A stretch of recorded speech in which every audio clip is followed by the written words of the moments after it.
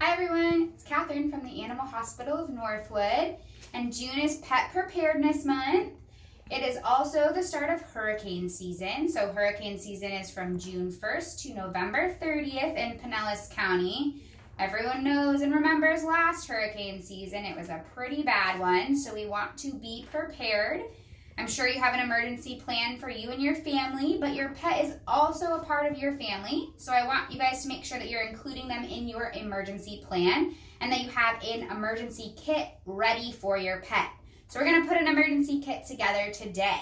First thing you're gonna need, a piece of paper from your vet that has all of their medical records. So you're gonna have their vaccination records, your vet's contact information, their species information, but probably one of the most important things on this piece of paper is going to be this microchip number.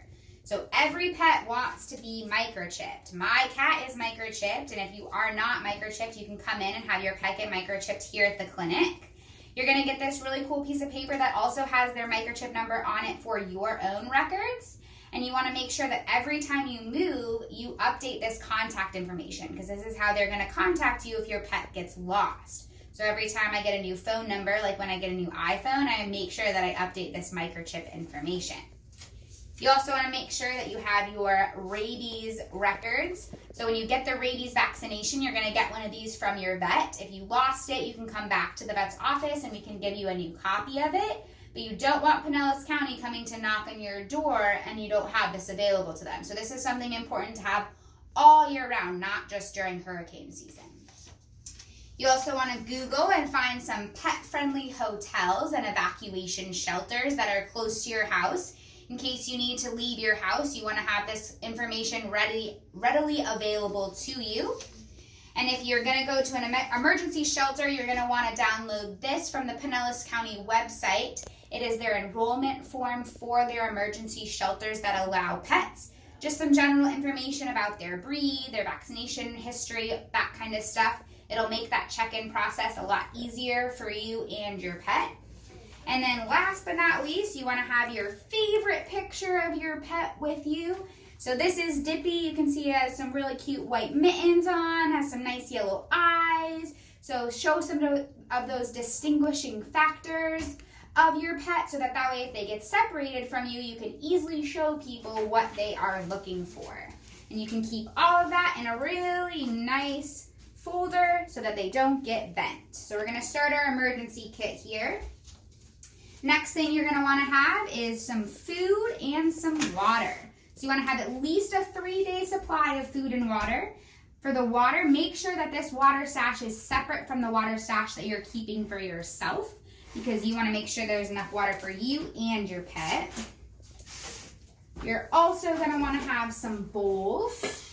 So we have some spare bowls here. These are not Dippy's favorite bowls, because then he might not eat every single day. So we went to the store and bought some spare bowls for Dippy to eat from. Any daily medications that you might need, as well as your prevention, heartworm, flea, and tick. Make sure that they're on that all the time and you don't know how long you're going to be displaced from your house. And this is a really expensive product, so we want to try and make sure that we keep that with us at all times so that they stay protected from those fleas and ticks.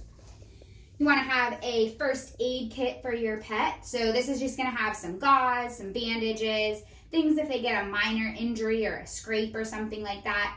That's why you have your emergency contact information for your vet. In case they get majorly hurt, you can call them up and hopefully get the care that they're going to need. You also want to make sure you have some sanitation products. So for cats, having some litter in a litter box, as well as some poop bags for a dog. You want to make sure that those shelters and those hotel rooms are staying clean. You want to have a collar so that you can identify your pet. Having a carrier that's big enough for them to stand and walk around in is going to be really important. You don't want them to feel squished. And then lastly, you want to have some items that are familiar to them. So toys, blankets. You want to make sure that they're as least stressed as they can be during this scary, scary situation. So remember, what's good for you in an emergency is also good for your pet. So you don't want to leave them behind. You want to take them with you wherever you're going to go, because you don't want them to get lost, injured, or something even worse happen to them.